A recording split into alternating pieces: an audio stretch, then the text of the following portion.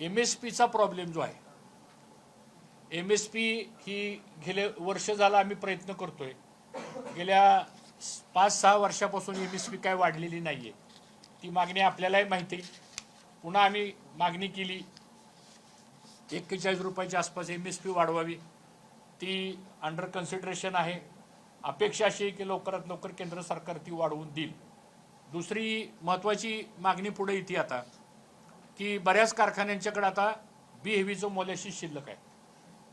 कारखाने बंद झाले तर सिरपचं मोलॅसिस आपोआप थांबतंय, पण बी हेवी मोलॅसिसचा स्टॉक मोठ्या प्रमाणात आहे.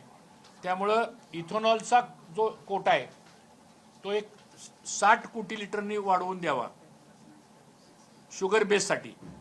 ही एक त्याच्यामध्ये प्रमुख मागणी आपण केलेली आहे. आणि मला असं वाटतं ते जर केलं तरच हे बी हेवीचं मोलॅसिस जे आपल्याकडे शिल्लक आहे बऱ्याच कारखान्यांमध्ये त्याचं युटिलायझेशन आपल्याला ह्या माध्यमातून आपल्याला करता येईल. एकंदरीत कारखाने सुरू झाले 1 नोव्हेंबरला आणि आता जवळजवळ 60 ते 70% कारखाने महाराष्ट्रातले बंद झाले तर काय 4-8 दिवसांमध्ये बंद होण्याच्या मार्गावर आहेत. ठराविक अगदी मोजके कारखाने कदाचित 10 किंवा 15 मार्चपर्यंत चालतील. आमच्या आज नॅशनल फेडरेशनच्या बोर्ड मीटिंगमध्ये गांभीर्यानं एका विषयावर खूप चर्चा झाली आमची. ते म्हणजे कारखान्याचे क्रशिंग दिवस हे दुर्दैवानं कमी कमी होत चाललेले आहेत. 90 दिवस, 95 दिवस आणि 100 दिवस जर कारखाने चालणार असतील तर उर्वरित राहिलेल्या 265 दिवसाचं करायचं काय?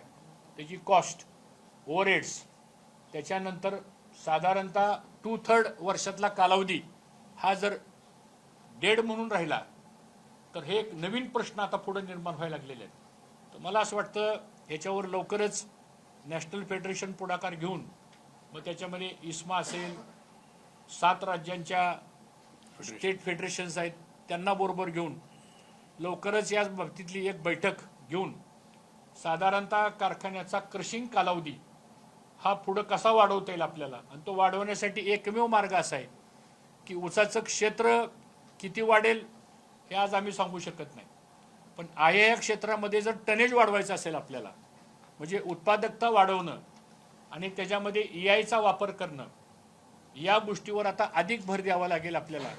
दुबईला जी दरवर्षी जी वर्ल्ड कॉन्फरन्स होती ती आत्ता परवा 2 ते 5 फेब्रुवारीला कॉन्फरन्स झाली. आमचे MD त्या कॉन्फरन्सला गेले होते आणि तिथं EI बद्दल खूप चर्चा झाली. मला असं वाटतं आपल्याकडे पण आता EIच्या बाबतीमधला हा पुढाकार घ्यावा लागणार आहे आपल्याला.